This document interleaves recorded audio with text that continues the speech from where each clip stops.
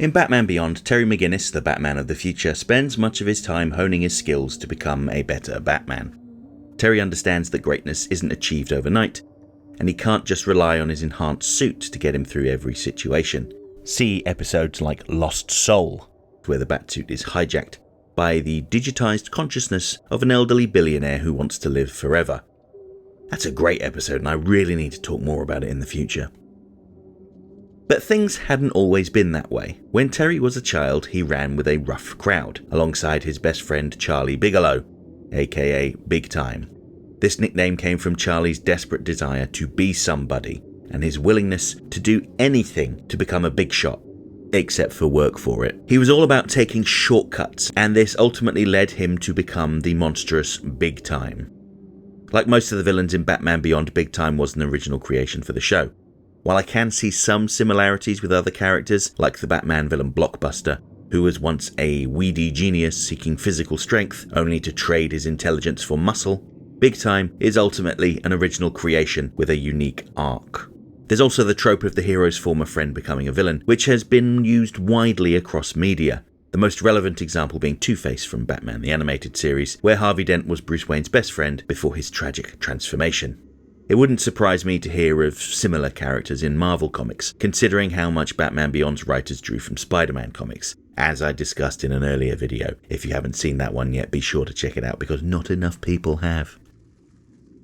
From the start of his arc in the self-titled episode Big Time and later in Betrayal, Charlie is driven by a desire for power, wealth, and respect. But the problem with taking shortcuts is that you miss out on the personal growth that comes with real achievement.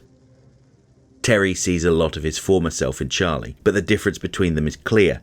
Terry is willing to put in the effort, while Charlie constantly seeks the quick fix. And while Terry hopes to help Charlie, the truth is that Charlie is a liar, driven by selfishness and insecurity. He will never be satisfied with what he gains. His journey becomes a cautionary tale that demonstrates how the pursuit of success, without the effort to back it up, ultimately leads to emptiness and, in Charlie's case, doom. When Terry first stepped into the role of Batman, he was far from perfect. Young, impulsive, and still figuring out how to handle complex situations. But what defines Terry is his constant willingness to learn and grow. Even in the face of failure, Terry doesn't give up. He uses those setbacks as opportunities to improve. In Big Time, we see Terry's commitment to self-improvement through his attempts to help Charlie reform. Charlie has just completed a 3-year stint in prison, and he initially seeks Terry's help for a heist. Terry, however, offers him a different path, a job at Wayne Powers, a chance to leave his criminal past behind. Terry believes in Charlie's potential for growth, just as Bruce Wayne had believed in his own capacity for change. But Terry's hope is ultimately wishful thinking. Charlie's interest in reforming was insincere. While in prison, Charlie was cellmates with a Richard Armacost, a high-ranking executive of Agrichem, a rival to Wayne Powers. Charlie protected Armacost from the other prisoners on the condition that once they were both free, Armacost would take care of him financially. Upon release, Armacost learned about Wayne Powers' experimental growth hormone, Serostone, a chemical that could revolutionize farming and earn Wayne Powers billions. And of course, he wanted it badly. Armacost and Charlie share a common desire to lie, cheat, and steal their way to success.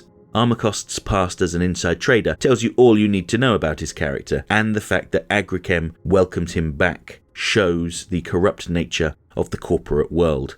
A subtle anti-capitalist message that runs through Batman Beyond.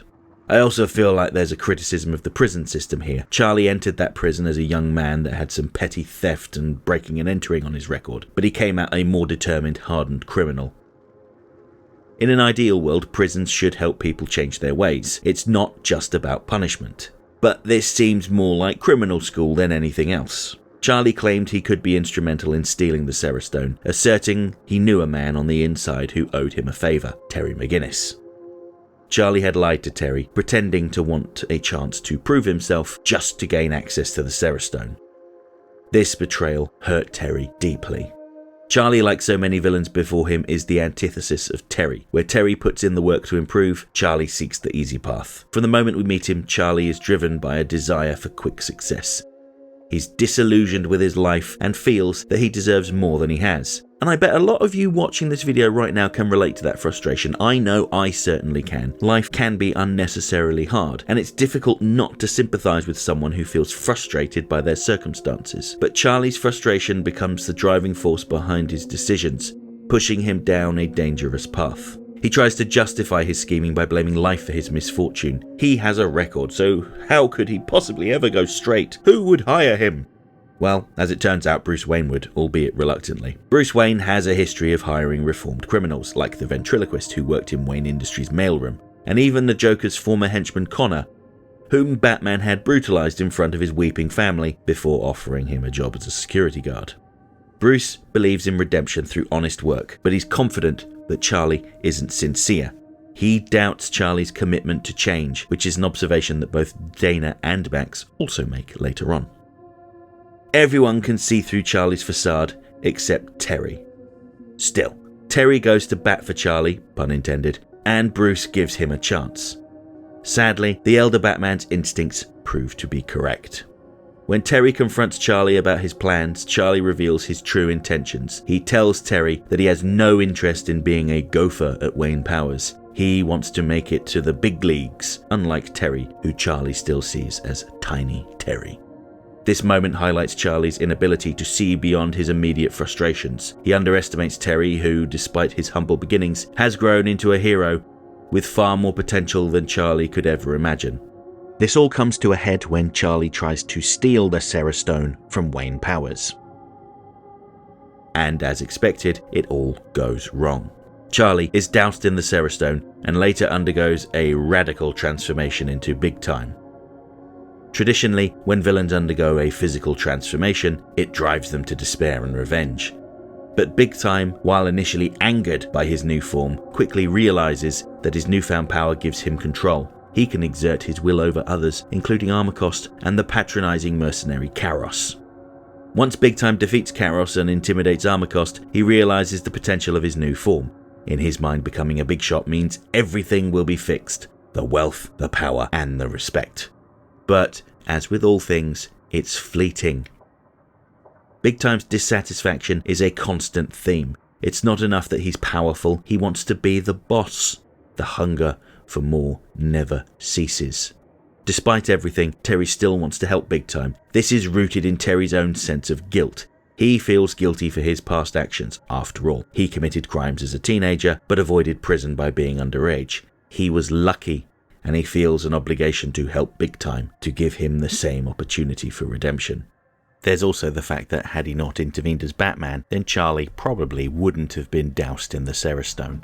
But Terry's guilt blinds him to Big Time's true nature. In Betrayal, Big Time's final appearance, Terry again tries to offer him a chance at reform, but Big Time, fixated on his own desires, is beyond saving. Big Time's transformation into the lumbering monster only fuels his insecurities. He partners with a gangster, Major, who acts as the brains behind Big Time's muscle, but Big Time is furious. He wants to be in charge, not a mere enforcer. Big Time devises a plan to take over the gang, kidnapping Terry to try to persuade him to join him, but when Terry refuses, Major attempts to have him killed. Big Time, however, can't bring himself to kill his closest friend, despite the perceived betrayal. Terry, ever the optimist, offers a solution to Big Time: help the police bring Major down and turn himself in, while Bruce Wayne works on a cure. Which he seems to agree to, stating that he hates the monster he has become. Once the deed is done, Terry returns to the agreed meeting place, but Big Time is nowhere to be found. Now, fully embracing his power, Big Time reveals his true nature. He never wanted to reform, he just needed Terry's help to eliminate Major and take control of the gang. He enjoys the power his new form gives him, he doesn't want a cure, and he likes the way he looks. If Terry refuses to join him, Big Time will kill him to keep his betrayal a secret. Big Time's entire life is based on deception. He lies to those around him, including Terry, in order to climb to power. But even when he achieves everything he's ever wanted, wealth, power, and respect, none of it brings him fulfillment. It's all based on lies, and eventually that foundation collapses. In the final confrontation with Batman, Big Time begs for help after tumbling off a bridge, but Batman can't help him, and Big Time falls to his death. It's clear that he could never have survived such a fall. Bruce Wayne offers Terry sympathy, knowing how difficult it is to face a friend turned enemy. But Terry walks away, coldly stating that he outgrew him. Because of his final fate, Big Time never made an appearance in the official tie-in comics, although you can see him in the background of DC's Batman Beyond 2.0 comics from 2013. Just note that these comics are part of the mainline continuity and aren't connected to the events of the show. They were published 10 years after the show ended, and none of the creative team were involved in the original cartoon. Still, if you find yourself yearning for more Batman Beyond content, you should give them a read, even if they stray into the realm of the obvious all too often. Things like Scarecrow Beyond, the return of Dick Grayson, and even making a time-travelling Tim Drake Batman Beyond. For some reason. Ultimately, Charlie Bigelow's story is one of insecurity, frustration, and tragic self-deception. He rises to power as Big Time, but it doesn't bring him the happiness he sought. No amount of wealth or power can fill the emptiness inside him because he is a fraud. He never puts in the work. He never takes the time to grow. He always takes the easy way out, and it costs him everything. Terry McGinnis, on the other hand, learns the hard way that success is earned. Through effort, discipline, and a willingness to improve oneself, true fulfillment is found. Okay, that's it for this week's essay. If you liked the video, don't forget to like, share, subscribe, leave a comment, tell all your friends about me. You know how YouTube works. If you really enjoyed the video and have the means, please consider making use of the thanks button to send a buck or two my way, because every little helps. I offer channel memberships for $1.99 a month. This will get you early access to my weekly video essay, priority responses to your comments, members-only videos, custom emojis, and an icon on your profile indicating that you're one of my people. And special thanks to my current channel members, who are all listed on the screen right now.